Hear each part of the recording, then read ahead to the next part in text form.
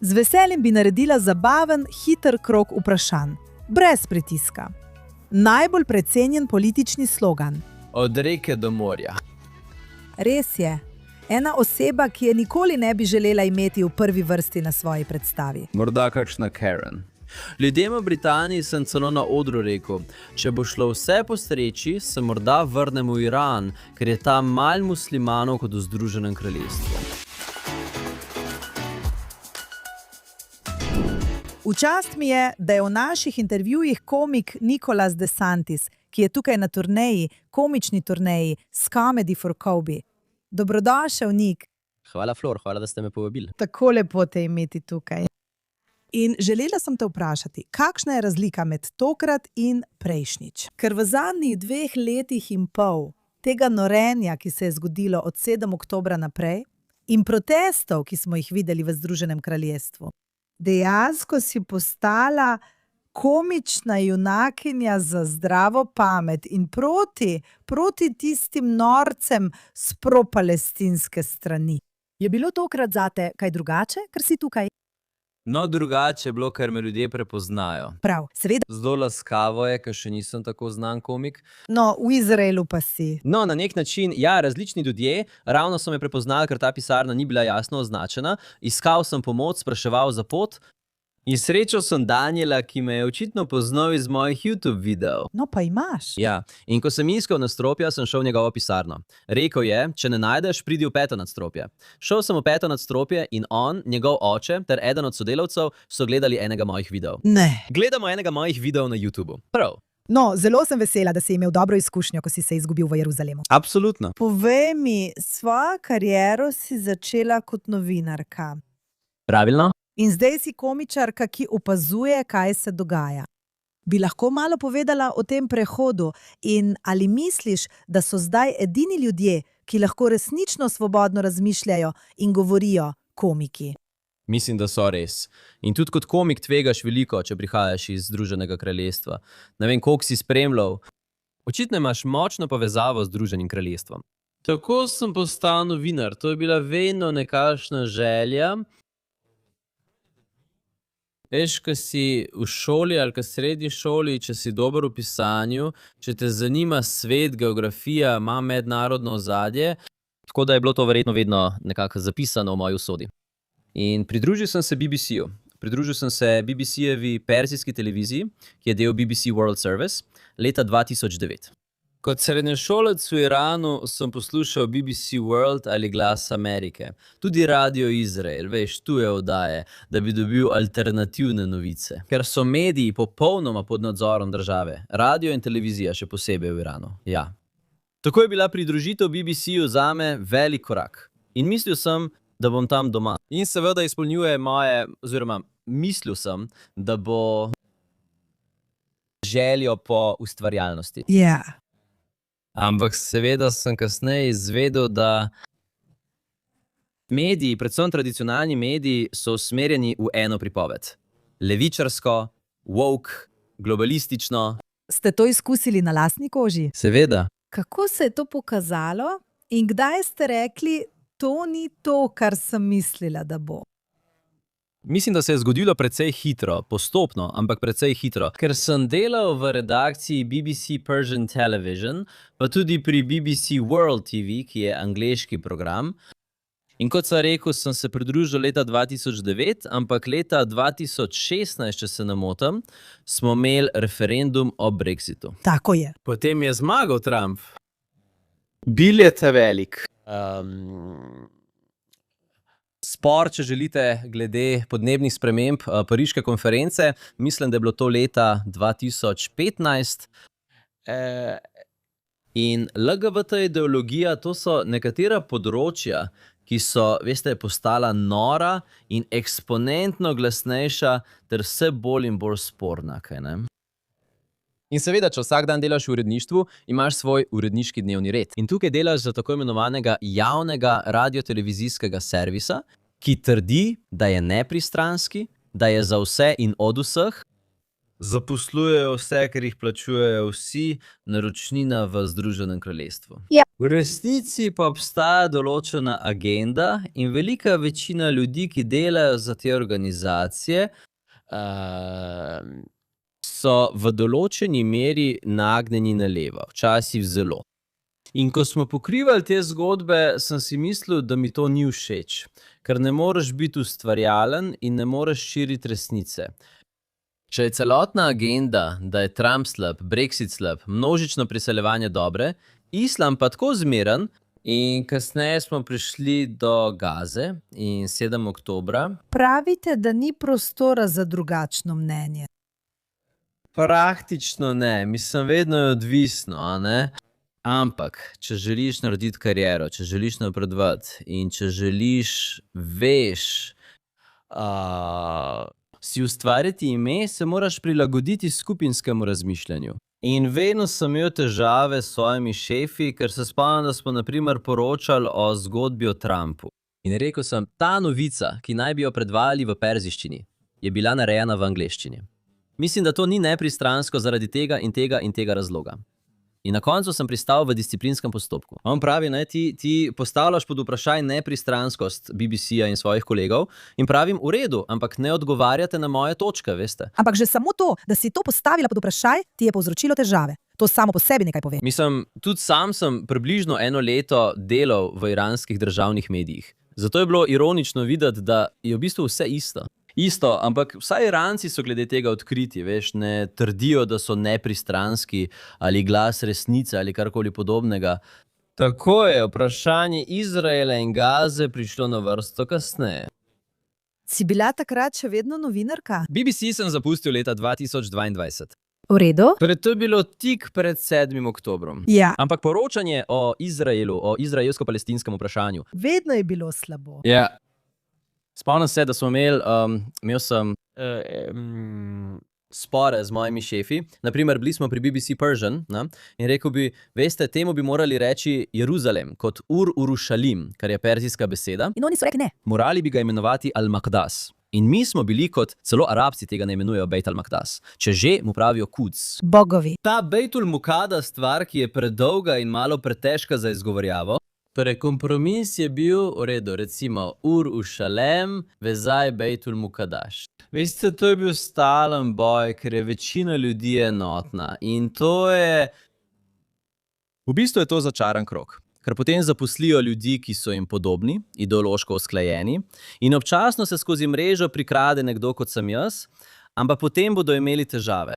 In sem si mislil, v redu, morda lahko svojo ustvarjalnost izrazim skozi komedijo. Ker, kot si rekel, se zdi, da je to zadnja trdnjava svobodnega razmišljanja in svobode izražanja. Če sploh. Ja. Še vedno imaš tako imenovano komično obrambo. Lahko rečeš, da sem igral vlogo, bil sem v vlogi. To je samo šala. Mislim, včasih ni samo šala. V redu je, če je to samo šala, ampak pravim, kaj če ni samo šala? Kaj če je za tem neka ideja? In to bi moralo biti prav tako popolnoma... Ampak mislim, da je tisto, kar naredi komedijo smešno, to, da je v njej resnica. Absolutno. Zato se ljudje smejijo, ker prepoznajo to resnico. Ja. Torej, kaj novinarja pripravi do tega, da odide in reče v redu? Ali si bila vedno zabavna? Si vedno uživala v komediji? Kaj si rekla? V redu, zdaj bom poskusila stand-up komedijo. Ali izhaja to iz istega opazovalnega načina razmišljanja kot... Mislim, da obstajajo nekatere prenosljive veščine. Spet, vidiš, moja komedija je zelo politična, zelo mednarodna. Kar pomaga, ko sem, na primer, povabljen v Izrael, ker pokrivam Bližnji vzhod in aktualne zadeve. In tudi v Izraelu so vsi Izraelci, ampak imaš tudi ameriške Izraelce, britanske, francoske in Irance tu in tam. Tako da je tako. Pomaga, če si mednarodno usmerjen. Pisanje, ustvarjalnost, opazovanje, kar se lahko uporabi tako v novinarstvu kot tudi v komediji. Mislim, da sem bil verjetno vsaj malo zabaven, ko sem bil v srednji šoli. Spet, to je bilo v Iranu. Imeli smo neke vrste skrite časopise ali revije, kjer smo se norčevali ali satirizirali naše učitelje ali pa, veste, institucije. Veste, kaj smo imeli, veste, prisiljene molitve. In tako ti je že všeč biti razredni klovn in na nek način spravljati ljudi v smeh. Imel sem prijatelja, ki je bil dober v risanju stripov. A ne? In jaz bi napisal besedilo in to bi fotokopirala. Vav, torej si bila disidentka? Ja. Šola? Ja.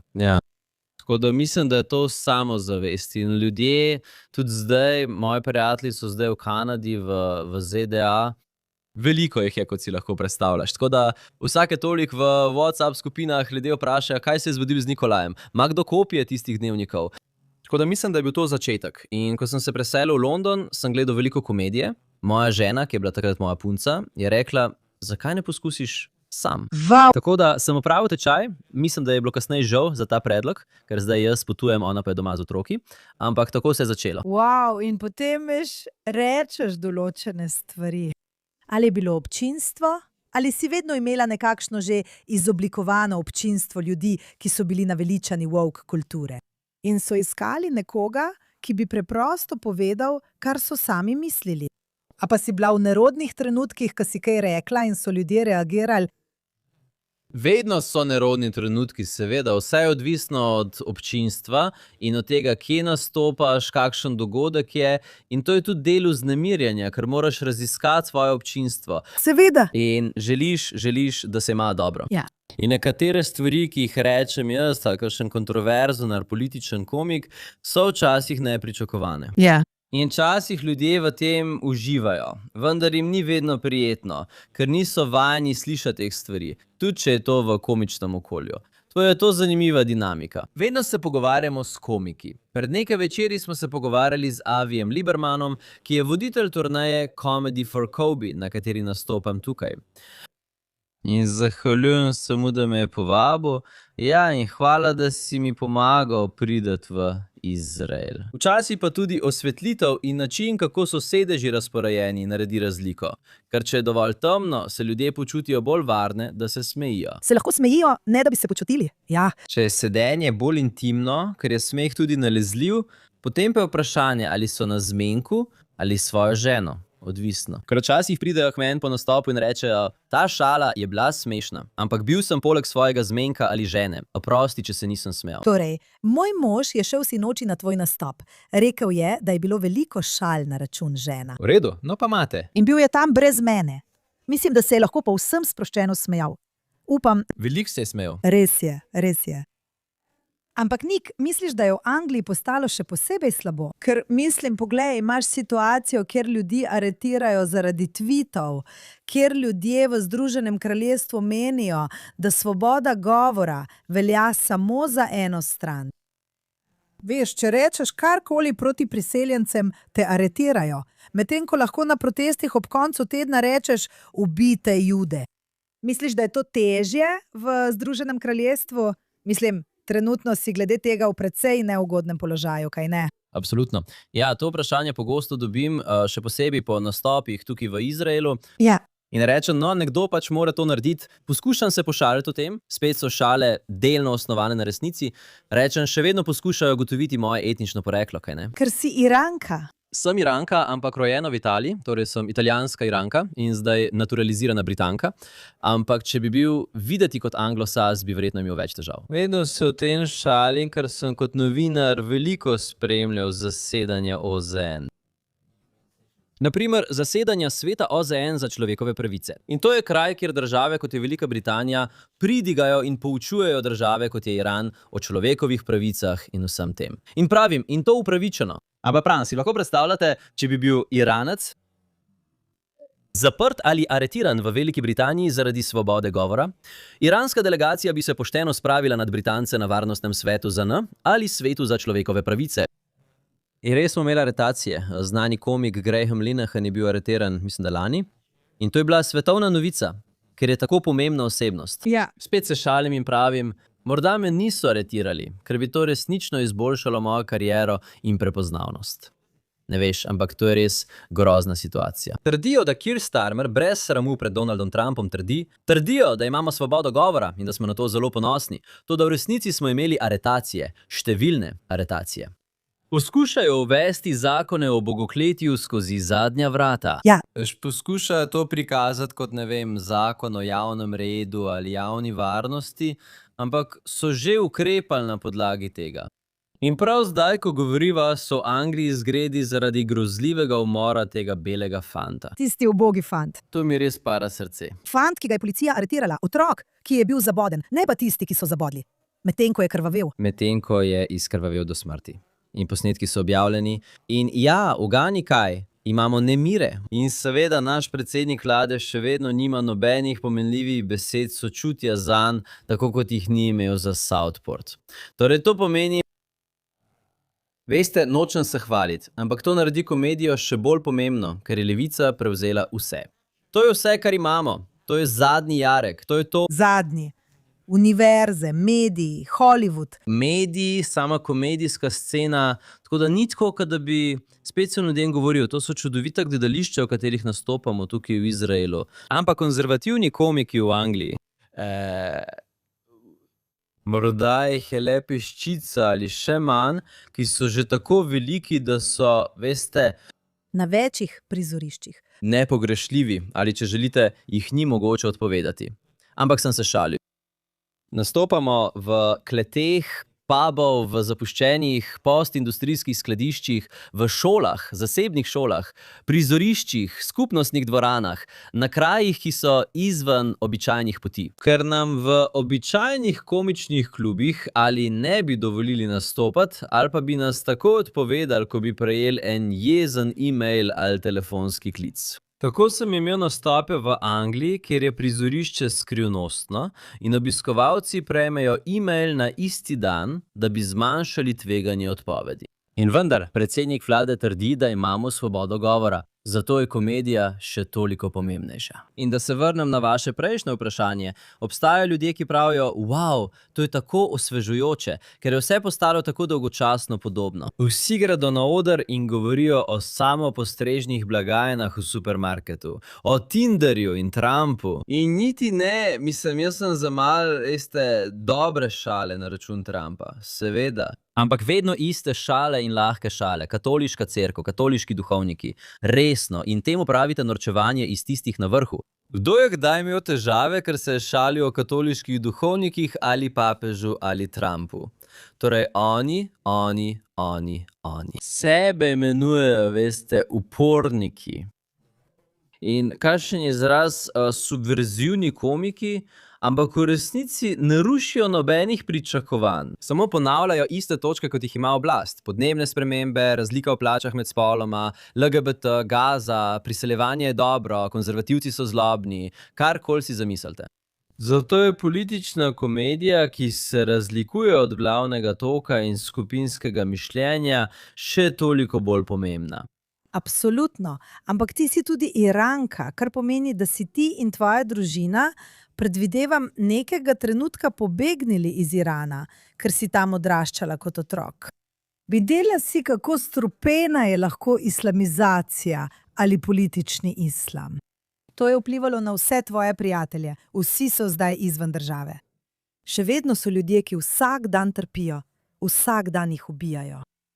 Tako da mislim, da stvari vidiš veliko bolj jasno na nek način. Ali vas skrbi islamizacija Združenega kraljestva? Mislite, da je to resnična težava? Ali pa to še ni resnična težava, ki bi bila nepopravljiva? Seveda me skrbi. Za ljudi, ki so pobegnili iz Irana, je to grozljiv déjà vu, kaj ne? Ker so to že videli, kar je pokojni šah Irana imenoval reakcionarne rdeče in črne sile, pri čemer so črni islamisti, rdeči pa komunisti. In ta nesveta zveza, ki je leta 1979 naredila, kar je naredila, je zdaj pred očmi vseh. In ta scenarij se ponavlja. In vidimo, kako so levičarji, woke in kerenke, srednje razredne bele ženske, ironično, v posteli in očarani nad islamom. Vemo, kaj je razlog, ampak mogoče tudi ne, pustimo to. Za nas pa si mislimo, počakaj malo, mi, in o tem sem se šalil, ljudem v Britaniji sem povedal, celo na odru, še posebej po lanskoletni vojni in letošnji vojni sem rekel, no, če bo šlo vse po sreči, se morda vrnem v Iran, ker je tam manj muslimanov kot v Združenem kraljestvu. Mislim, da je čas za ukrepanje. Ne vem, ali zamujamo ali ne. Ampak moramo ukrepati odločno, ker je to naš in moj dober prijatelj Nick Dixon. Rekel je, ja, lahko greš v Iran, ampak Anglija je vse, kar imamo in ni drugega kraja, kamor bi lahko šli. No, tako se Judje trenutno počutijo ob vsem, kar se dogaja. Mislim, porast antisemitizma v Združenem kraljestvu je šokanten. Vsak teden je nov napad in seveda obžalovanja Keira Starmerja, ampak dejanja ni. Ali pa samo postavijo Jude za rešetke. To so rešitve, ki jih ponujajo. In kot sem bil jaz, smo potovali po Izraelu. Bili smo v Jeruzalemu, Tel Avivu, ampak smo šli tudi na različna mesta. In moji izraelski ali judovski prijatelji so mi pripovedovali, koliko več britanskega ali francoskega naglasa, na primer, slišiš na določenih območjih, ker se ljudje selijo. Seveda. Ampak to me spomni na citat Golden Meir, ko so jo vprašali, kaj je skrivno orožje izraelske vojske, da je bila tako uspešna v tistih vojnah ena za drugo. In rekla je, ker nimamo drugega kraja, kamor bi šli. Ne moremo se vrniti nazaj. In to je položaj večine zahodnih Evropejcev, ker nimajo iranskega potnega lista ali, veste, ne more vsakdo iti nazaj v obljubljeno deželo ali v Argentino. Evropa je predragocena in jo moramo braniti. Ampak mislili bi, da bi se borili bolj odločno. Tako bi mislil, kaj ne? Trump je bil res navdih. Zdaj bomo videli, ker žal škandal za škandalom ta laboristična vlada in Keir Starmer nista bila prizadeta, ker imata tako veliko večino zaradi slabega rezultata konzervativcev na oblasti, ne zato, ker bi bila tako uspešna. Ampak bistvo je, da imajo tako veliko večino in da so jih prizadeli vsi ti škandali. Veste, Southport, zdaj Henry Novak, Manderson, Epsteinove datoteke, antisemitizem, inflacija, karkoli želite. In on je še vedno tam. Ampak naslednjič, na naslednjih splošnih volitvah, ki bodo žal šele čez nekaj let, bomo videli, kaj se bo zgodilo. Problem je, da tudi ko zmagaš kot v Italiji, imamo Giorgio Meloni, veste, v drugih državah Evrope imamo Geerta Wildersa. Včasih res zmagaš, ampak tudi ko zmagaš, obstajajo globalistične sile, EU, Mednarodni denarni sklad, Centralna banka Evrope, ki še vedno pritiskajo nazaj. Tako da delo ni končano, ko zmagaš na volitvah. Moraš biti vztrajen, absolutno, in moraš delati na odnosih z javnostjo. In tu morda pride na vrsto komedija ali kaj podobnega. Mislim, jaz delam komedijo, ti imaš svoj podcast. Vsak nekaj naredi, vsak igra svojo vlogo in v bistvu moramo skupaj pritiskati in braniti Evropo. Se strinjam. Mislim, da je komedija velik del tega. Kot veš, so nekateri izraelski komiki uspeli razbiti te grozne zmote o Izraelu, ampak na res zabaven način. Na res zabaven način. In potujejo po svetu, ljudje pa protestirajo proti njim. To so komiki, ki jim protestirajo. In veš, ko se boš vrnila, sem prepričana, da boš tudi ti doživela odziv, ker si prišla sem. Ampak veš, mislim, da je tvoje delo izjemno pomembno. In mislim, da lahko včasih samo s komedijo poveš stvari, ki jih lahko poveš. Ja, v Italiji rečemo pillola amara, kar pomeni grenka tabletka. Je. Tako da je to dober medij, ker je tema tako neokusna. Je tako mračna, ne? Ja. Ampak šalo je vse tako neposredno. Ljudem polepšaš razpoloženje. In namesto, da bi, veste, brali knjigo ali poslušali novice, kar je lahko zelo depresivno, ljudje pridejo in to je tudi izziv, ker moraš ohraniti zabavnost, se nočeš, da postane ravno to. Točno tako. V tem smislu je to popolno nasprotje kulture izključevanja. Ste kdaj šli na univerzitetne kampuse ali vas ne pustijo noter? Ja, včasih se o tem šalim, ampak še posebej, ko sem bil študent ali na začetku, sem nastopil na nekaterih tekmovanjih, komičnih tekmovanjih na univerzah. Tako da včasih, ko nastopam pred odprto mislečim ali bolj konzervativnim občinstvom, je to ena mojih najljubših malih šal. Rečem, v redu, to je šlo bolje na univerzi Goldsmiths v Londonu, kjer sem to prvič doživel. Nebinarno. Ali prebujeni? Zelo prebujeni, ja. Zelo prebujeni. Ker so umetniška šola, kaj ne? Mislim, da ja. Ja, to je bil prvi kraj, kjer sem šel na stranišče in sem videl dekleta, ki so prihajala iz kabine. To je bilo, kaj se tukaj dogaja. In potem univerza v Southamptonu, ja, malo tu in tam. Včasih se zgodi. In seveda London je nasplošno zelo levo usmerjen, kar je vedno super, da si povabljen v ZDA ali pa Izrael ali kamorkoli res. In misliš, da se morajo stvari obrniti, glede na to, da si bila novinarka? Mislim, se bodo stvari spremenile? Ljudje plačujejo veliko denarja za BBC. Kot praviš, je to javni medij. Trump jih zdaj toži, ker so mu dobesedno pripisali besede, ki jih ni izrekel. Ja. In mislim, vedno se sprašujem, Nik, ali se stvari kako slabe še lahko postanejo, preden se izboljšajo. Imaš ali kdaj pomisliš na to? No, upam, da imaš prav, upam, da smo dosegali, veš, Dino. dno. No, v Italiji pravimo non c'è limite al peggio. Najslabše nima meja. Ampak upam, da smo tam. In spet, to je dobra stvar pri pojavih, kot so Trump, Javier Milei ali Giorgia Meloni. Tam je navdih, če želite. In celo BBC ima težave. Imeli so nekaj woke komičnih oddaj, naprimer, kjer so situacijske komedije, naprimer Mock the Week. Ko sem prišel v Britanijo, sem rad gledal to oddajo Mark the Week, komično oddajo o aktualnih novicah, panelno oddajo. In zelo mi je bila všeč, ampak skozi leta se je postopoma, a neizogibno, vse bolj slabšala. Zdaj jih je BBC moral ukiniti, ker jih ne gledamo več. Kanal. Ne vem, z drugačnim odnosom, upam, da je tako. In tudi situacijske komedije. Vedno je, veste, ta politika raznolikosti, enakosti in vključevanja. Veste, Je lezbična ženska, ki ima morda tudi eno nogo ali eno nogo in tudi težave z depresijo. No in potem naredijo prvo sezono, nato pa je naslednja sezona odpovedana, ker trg tega noče. Odvisno je tudi od tega, katera vlada je na oblasti, ker vlada želi to zamrzniti. Ideja je bila v redu, želite nam dati nepristranske novice in tudi pri tem vam ne uspeva. Ampak zabavo, ki je, veste, indoktrinirana in pranje možganov, pustimo trgu, saj zasebni kanali to počnejo. Absolutno, ni potrebe, da indoktrinirate otroke s takšno komedijo ali pravzaprav s katerokoli oddajo. no to je stvar pri tvojem delu zdaj, ko si na YouTubu. Na YouTubu si prava senzacija. Tvoji videoposnetki imajo milijone in milijone ogledov po vsem svetu. Torej, z drugimi besedami, tega komičnega kluba sploh ne potrebuješ več. Potrebuješ ga za fizično komedijo, ampak zdaj lahko govoriš z ljudmi povsod.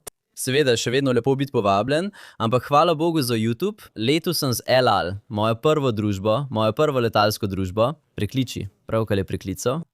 In potem je Avi rekel, naj rezerviram El Al, ker so strogi.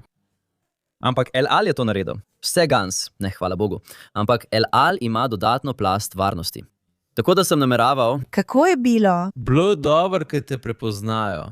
Ja, to je bila nadzornica. Najprej je bila tam punca, ki je govorila z mano v hebrejščini. Rekel sem, da ne govorim hebrejsko. Ne govoriš? V redu, pa idi k tisti punci. In tista punca se je spraševala, greš na komični šov? Kaj je to? Pokazal sem ji letak s svojim obrazom in vse to. In poklicala je nadzornico. Nadzornica me je videla na YouTubu. Odlično. Tako da ja, bilo je vedno tako iz praktičnega vidika, pa tudi kot spodbuda za ego. Ja, prepoznali so me, zato je bilo enostavno. Torej, YouTube ali novi mediji ti pomagajo ubiti te samooklicane, samopravične ljudi. Ja, razsodnike humorja in komedije. Ker če ne bi imeli YouTuba ali pa Instagrama. In potem je samo 30 ljudi v klubu, ko imaš svoj nastop. In to je to.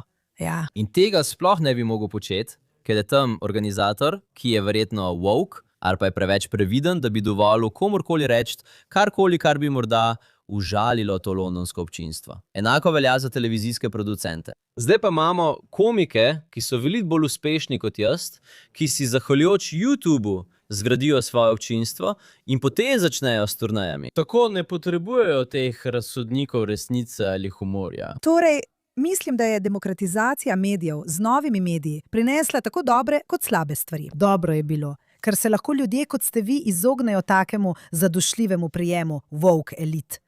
Po drugi strani pa to ljudi samo še bolj zapira v mehurčke. In veste, del razloga, zakaj vsi sovražijo Izrael, zakaj smo največji sovražnik na svetu, je v tem, da so družbena omrežja v bistvu prevzeli zelo zlonamerni akterji, ki so tam samo zato, da delegitimirajo Izrael. Tako da je tako da je bolj izenačeni pogoji. Je malo, torej, delam to zgodbo z dvema striparjema v svojih 50 ali 60 letih in nista preveč vešča družbenih omrežij.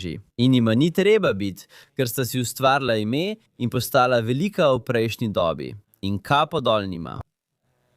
Slaba stran pa je, in se tudi strinjam, da je včasih komik, preprosto zelo lepa punca. Veš, ona je manekenka, ustvarjalka vsebin, vplivnica in komičarka. In ima milijone sledilcev in lahko nastopa v kateremkoli klubu, ker razproda vse in podobno. In to je mal nadležno, ampak v redu, ona dela svoje, jaz pa svoje. In oba lahko nastopava. Mislim, da na koncu to dobra stvar. Ampak proizraelski, prozahodnjaki ali tisti, ki so za življenje, kdorkoli že, morajo biti malo bolj aktivni in bolj vešči medijev. Ja, popolnoma se strinjam s tabo. V redu. Nik, preden zaključiva, bi rada naredila zabaven, hiter krog vprašanj. V redu? V redu, kar to lahko narediš s komiki. Drugače pa brez pritiska. Brez pritiska. Vem, snemamo. Prav. Najbolj precenjen politični slogan. Najbolj precenjen? Od reke do morja. Res je. Ja. Tako resnično.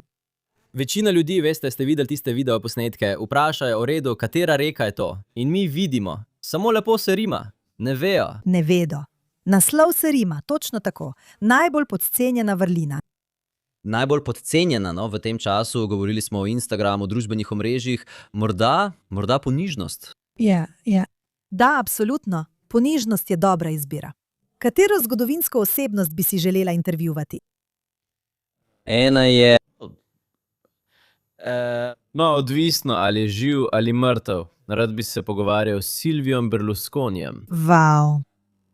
Bil je pravi lik. Bil je pravi lik, kar je diplomatski način, da ga opišem. Ja, imel je svoje, veš, nihče ni popoln, ampak sem ga občudoval. In on je postal znan v času, ko sem bil jaz mlad študent na univerzi in v levičarskem oporišču. Ja. Šel sem na eno od njegovih srečanj, ampak ja, rad bi da intervjuval.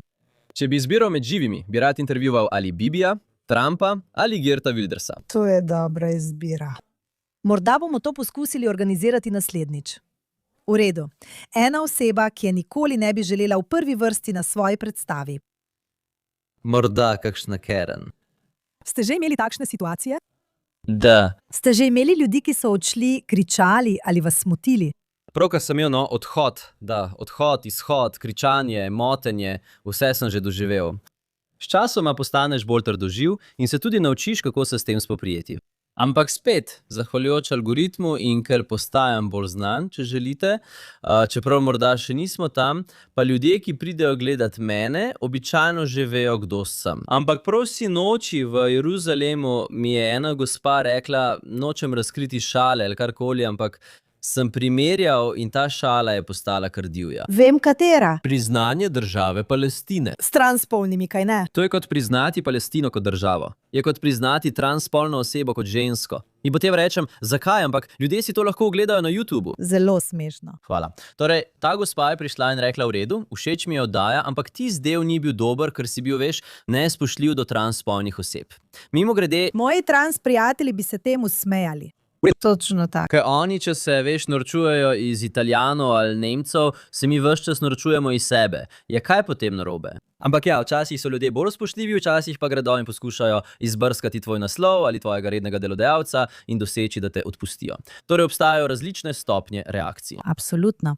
In za konec, če bi lahko prisilila vsakega politika, da si ogleda en komični nastop, katerega bi izbrala? En komični nastop in ni moj. Mislim, še nimam svojega komičnega nastopa. Ga boš imela? Dobila ga boš. Bil bi moj najljubši komik in včasih je to res velik kompliment, ko me ljudje na YouTubu primerjajo z njim. Bil je Norm Macdonald, ki je umrl pred nekaj leti, Kanačan, a je živel v Ameriki. Ja, ni bil zelo političen, zelo pameten, a skromen, se je delal neumnega, v resnici pa je bil pameten in tudi konzervativni kristjan. Zelo ga pogrešam in priporočam vsem, da si ga ogledajo. To je res čudovito priporočilo. Nik, najlepša hvala, da si prišel v Izrael, da si nas nasmejal, to res potrebujemo. In hvala, ker še naprej spravljaš normalne ljudi na tem svetu v smeh. Hvala, ker ste me povabili, hvala, da ste mi pomagali premagati birokracijo. Kadarkoli te bomo sprejeli. Enako tukaj, kadarkoli bi mi bilo v veliko veselje biti tukaj v Izraelu in z vami. Hvala, Nicolas de Santos.